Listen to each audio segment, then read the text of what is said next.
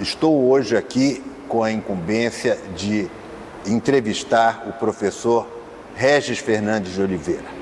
O professor Regis tem uma história não só na Faculdade de Direito, mas uma história em toda a atividade jurídica nacional. Foi magistrado, foi membro do Congresso Nacional na qualidade de deputado por mais de uma legislatura, exerceu cargos, inclusive eletivos, no Executivo Municipal de São Paulo e é professor titular de Direito Financeiro da Faculdade de Direito da USP. Hoje, já retirado. É uma alegria e uma honra poder entrevistar o professor Regis de Oliveira para este projeto que a Fundação Arcadas, em conjunto com a Faculdade de Direito da USP, está desenvolvendo. Eu sou Fernando Facuri Scaff, professor titular de Direito Financeiro e que tenho a honra de ter sucedido o professor Regis de Oliveira na cátedra.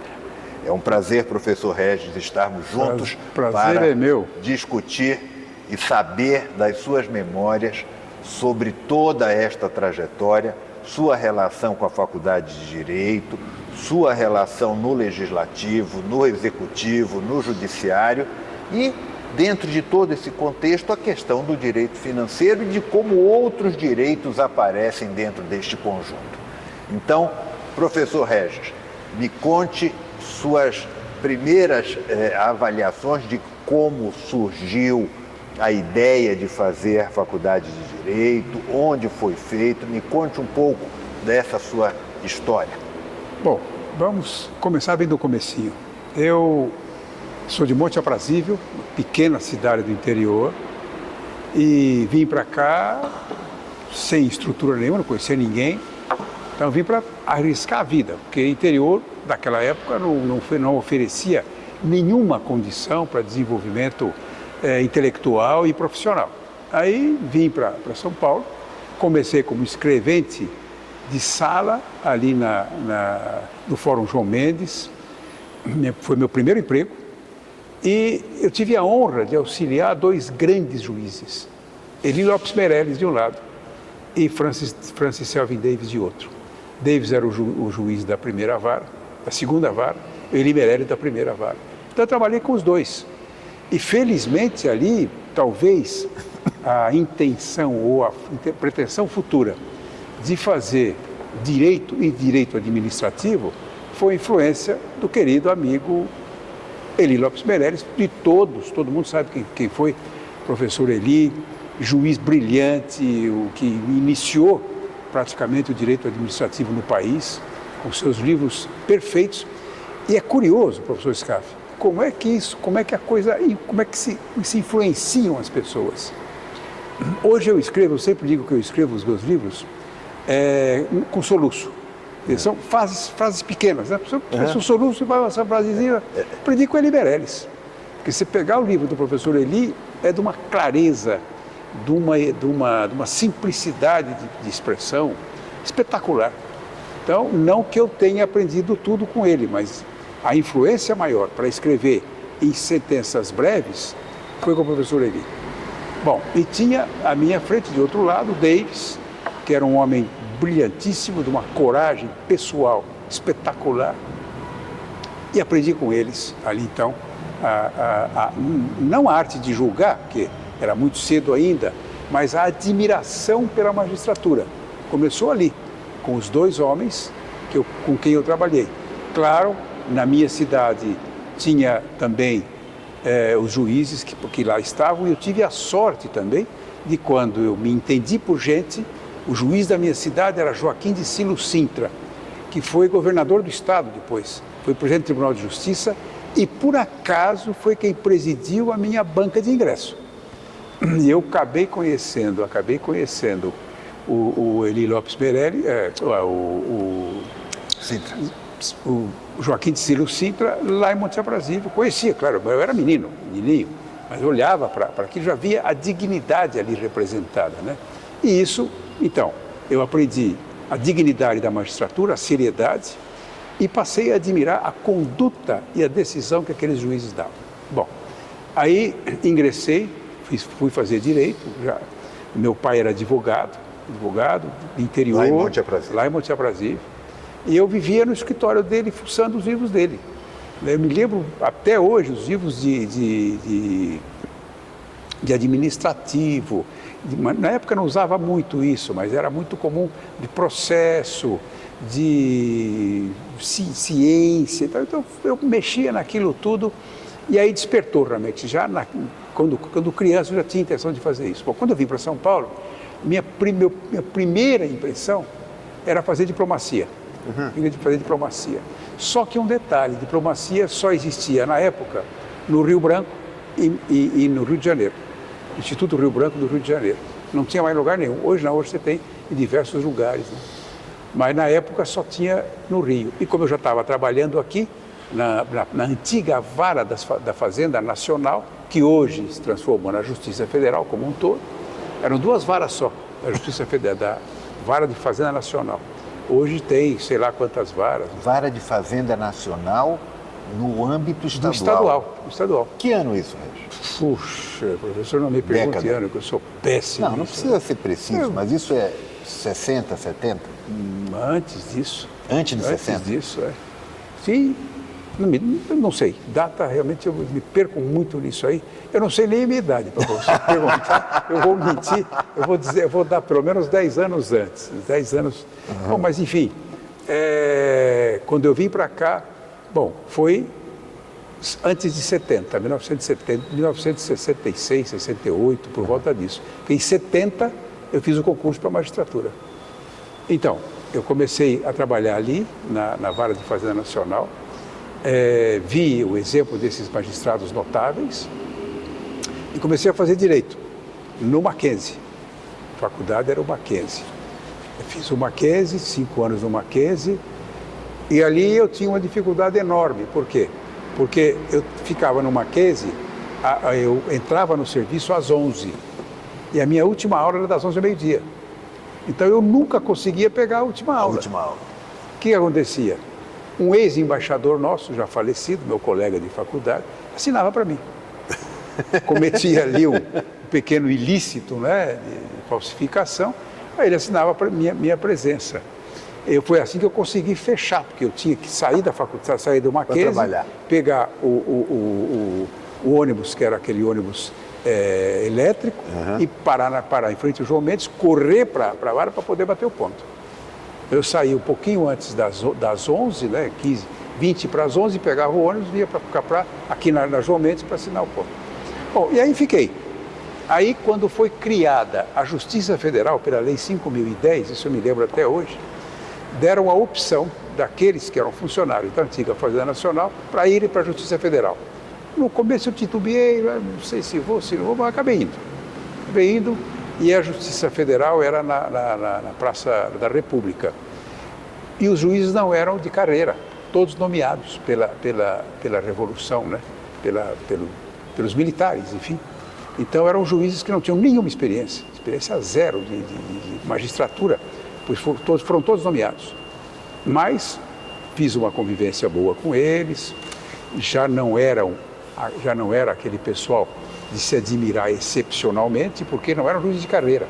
E aí eu fui junto, fui para lá, fiquei lá uns 3 ou 4 anos. Mas como escrevente. Como escrevente. Aí, bom, ia prestar o concurso. Prestei o concurso, foi o primeiro concurso que eu prestei, passei em 3º lugar. Mas para a magistratura estadual? Para a magistratura estadual. Fui 3º lugar e fui designado para São Bernardo do Campo. São Bernardo, na época, a circunscrição era São Bernardo, São Caetano e Diadema. E eu auxiliei nas 3 cidades. Depois de 7 ou 8 meses, eu estava candidato a me promover para a primeira entrância. E quem era o secretário de Justiça que fazia as nomeações? O Eli. Eli, beleza. Então, estou na bica aí para ser nomeado. Onde você quer ir? Tal lugar, pode ir. Então, e ele fez 2 nomeações minhas, tanto a de primeira entrância como a de segunda entrância. Aí fui parar em Garça. Garça? Fui para o juiz de Garça, numa situação complicadíssima, porque Garça estava sob intervenção federal tinha interventor federal nomeado pelo Comando Supremo da Revolução e presidia a eleição. De como é que você preside uma eleição numa cidade que está sob intervenção federal, né? E não era só Garça, eu tinha 5 municípios. A Garça, Galha, Álvaro de Carvalho, mais duas cidades, enfim. De qualquer maneira, presidi a sessão, não tive nenhum problema, zero, os militares não intervieram em nada, não fizeram nada, ficaram quietinhos nos quartéis, presidi a eleição toda, só tinha problema em Garça, era uma rixa muito grande entre 2 candidatos fortes. E o interventor tinha sido o presidente do Instituto Brasileiro do Café,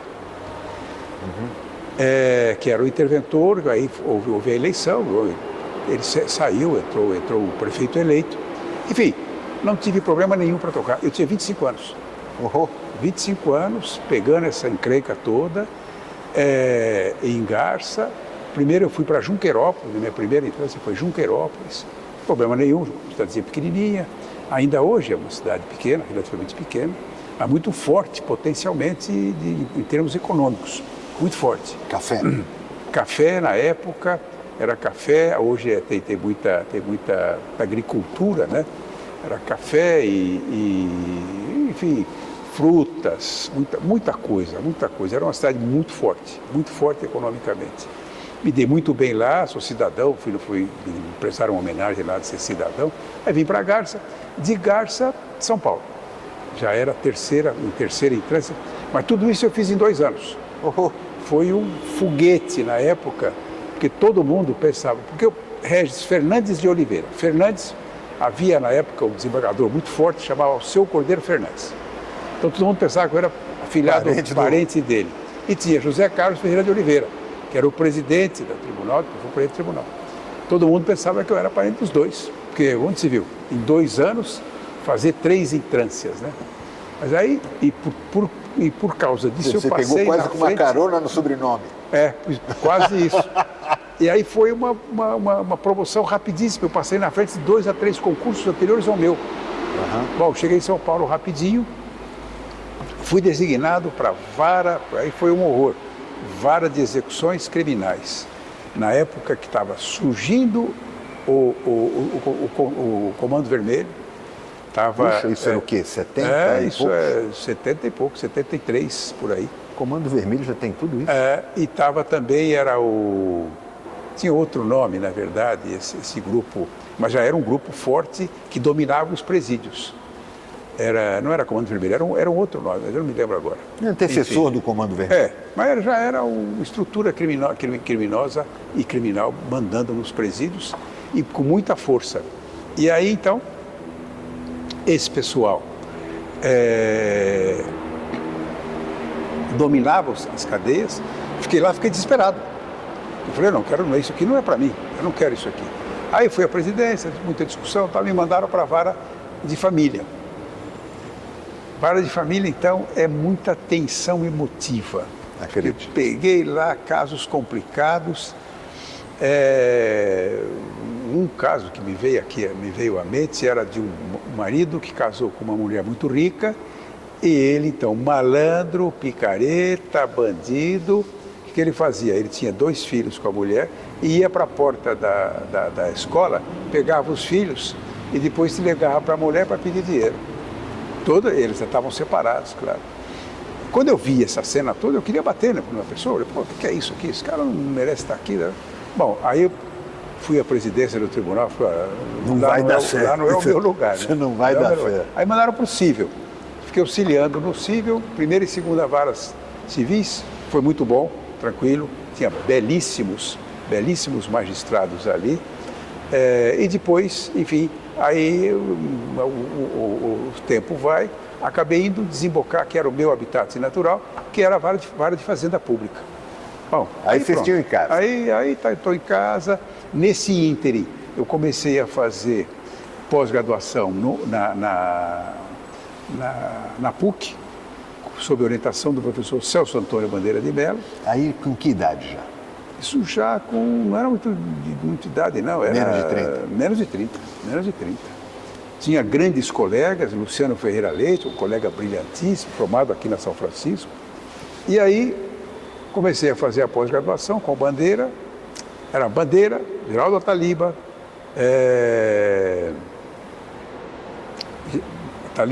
Bandeira,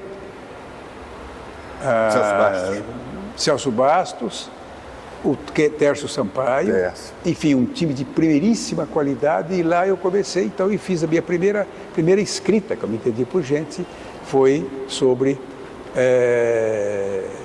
em Direito Administrativo. Aí fiz a primeira, foi aprovado, virei mestre em Direito, em seguida preparei o doutorado, fui aprovado também no doutorado, aí aconteceu, aí entra a USP na minha vida. Como é que a USP entra na minha vida? O professor Geraldo Ataliba estava aqui dando aula aqui na USP, ele auxiliava na época Sampaio Dória, que era o titular de Direito Financeiro, cadeira que Vossa Excelência ocupa hoje. Entendeu? Muita honra. Então, o Dória era o titular, o Ataliba auxiliava e eu vinha auxiliar o Dória. Auxiliar o Dória. Combinamos, fomos à casa do Dória, combinamos um modo de ação. Neste meio tempo, o Ataliba já tinha preparado a tese dele para concorrer à Teoria Geral do Estado, Teoria Geral do Direito. Ele fez concurso para a Teoria Geral do Direito. Que concorreu, se eu não me engano, com o professor Zé Eduardo Faria. Com o Zé Eduardo Faria. Isso é década de 80. É por aí. É 80. Não me pergunta a data que eu me perco nisso. Eu sei que é década de 80 porque eu era aluno. Isso. Então, aí o que aconteceu? O Ataliba vai para ser titular no campus, era a Teoria Geral do Estado, então, mas não era aqui. Não era instituições de direito? Instituições de direito, talvez. Aí o Dória falece, neste ano. Neste meio tempo, eu fiz a livre docência sobre a orientação, não tem orientador e livre docência. Proximidade. O professor Cretella me chamou, falou, você vai faz a livre docência. Professor Cretella, estou muito cedo aqui, estou chegando na faculdade agora ainda, não estou nem senti usando, vai fazer, e acabei apresentando um trabalho que era Receitas Públicas Não Tributárias. No primeiro trabalho aqui na São Francisco. Você já era, digamos, um professor voluntário, contratado? Não é contratado. É voluntário. Me dava aula. Professor voluntário, na época fez a livre docência. Na época admitia isso. Fiz a livre docência, fui aprovado, não houve nenhuma restrição, fui aprovado tranquilamente. Bom, eu estava há um ano, portanto, na faculdade. Falece o Dória, Sampaio Dória, abre a titularidade. Eu falei, bom, eu sou candidato natural, porque o único cara que tem aqui direito financeiro sou eu. Ocorre que, na época, o direito financeiro era complicadíssimo, porque não tinha nada de direito financeiro. Tinha ciência das finanças e direito financeiro, que era dado pelo Sampaio Dória, que não era um especialista da área, ele era um tributarista, na verdade. E quem auxiliava também aqui era Geraldo Facó Vidigal. Sim. Então, bom, aí abre a cadeira, abre o concurso para titular, eu preparo tudo, né? E aí fiz o concurso e fui aprovado. Mas alguém concorreu contigo? Não, aí é que está. O único que dizia que ia prestar era o professor Walter Barbosa Correia. Sim, um homem brilhante por todos os títulos. Não sei por que resolveu não concorrer. Eu apresentei meu trabalho e aí foi composta a banca. Eu, infelizmente, não me lembro de um dos examinadores. Isso é pecado capital. Tem 4, pelo menos. Então, quem presidiu? Zé Afonso da Silva, era quem presidia aqui a banca. Dalmo Dallari. Veio um professor da economia da Unicamp, que eu não me lembro o nome também, mas não era o Beluso, era um outro. Era um nome tradicional, família tradicional, de peso. Sacha Calmon. Sim. E o outro que eu não me lembro até hoje. Eu tento lembrar, tentar o nome. Uma banca com pelo menos o Sacha, o Dalmo e o Zé Afonso. Uma banca de primeiríssima qualidade. Me trataram realmente com toda a consideração, todo o respeito. E cá entre nós, eu estava extremamente preparado, eu tinha decorado aquilo tudo, estudado tudo quanto era coisa. E me lembro bem que havia uma certa resistência à minha vinda para cá. Por quê? Porque eu era da PUC. Ah, sim. Eu tinha feito mestrado outra e doutorado lá, é outra escola.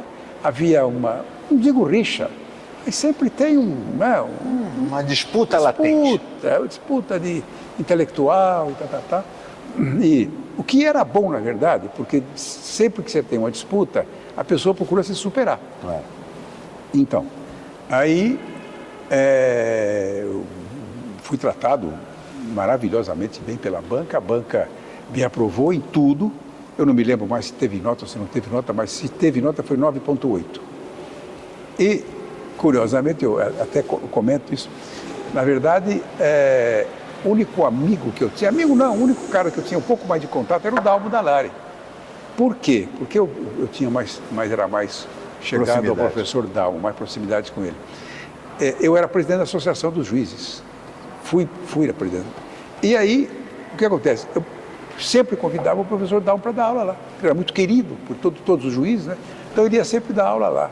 E aí ficamos, não digo amigos, porque a diferença de idade era muito grande, mas ficamos estreitos, ficamos amizade, toda hora conversando. Então, só para a gente situar, você entrou na USP, ao mesmo tempo era juiz concursado?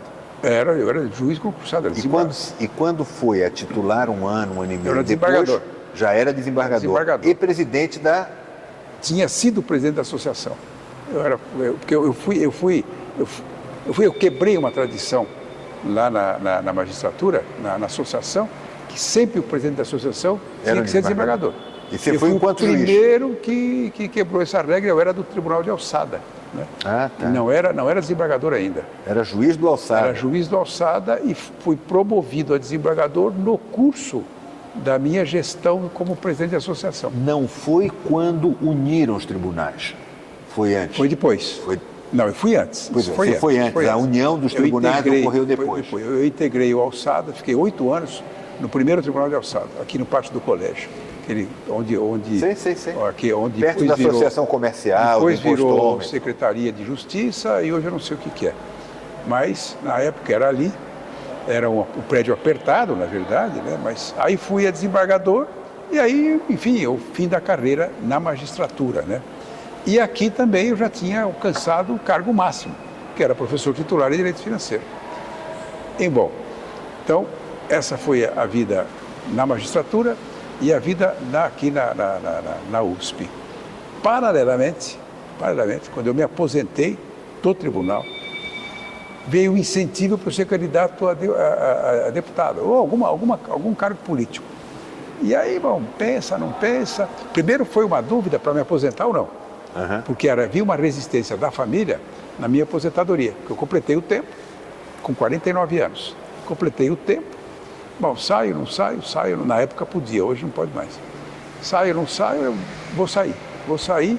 Procurei o PSDB, na época, Covas, Fernando Henrique, todo esse pessoal de que era primeira grandeza. Que mandava na política na época, né? Ainda não, porque eles não eram presidente nem nada, eles foram depois. Né? Quando eu fui para lá, foi na candidatura do Fernando Henrique e do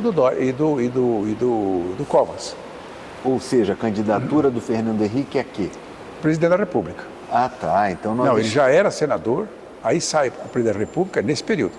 Quando eu venho a ser nós estamos a mais ou menos em 90, depois de Itamar, alguma coisa como 92 por aí. É isso, depois do Itamar, o Fernando Henrique sucedeu Itamar. Isso. Ele foi ministro do Itamar. Isso. Que foi onde ele fez a reforma, o Plano Real, e aí se consagrou para ser candidato a presidente da República. E aí saiu candidato, ninguém me conhecia no campo político. No campo jurídico todo mundo sabia quem eu era, mas no campo político não. E aí saio pelo PSDB em coligação com o antigo PFL e fui eleito. Fui eleito para surpresa de todo mundo, tive 42 mil votos. Quase que para surpresa tua também, né? Eu sabia que eu teria votos, eu não sabia quanto nem se conseguia entrar. Foi uma certa surpresa também, mas surpresa política para todo mundo. Me lembro muito bem, ficou gravado na minha memória, de uma reunião num hotel em que o Covas, já eleito, né? E o Fernando Henrique tinha ido para o segundo turno, se não me engano. Ele fez uma reunião. Não, o Covas estava no segundo turno. Fez uma reunião com todo mundo. E aí pediu para que todo mundo se apresentasse. Quando chegou na minha vez, Regis de Oliveira, deputado federal, eleito. Pô, todo mundo olhou para mim e falou, quem que é esse cara?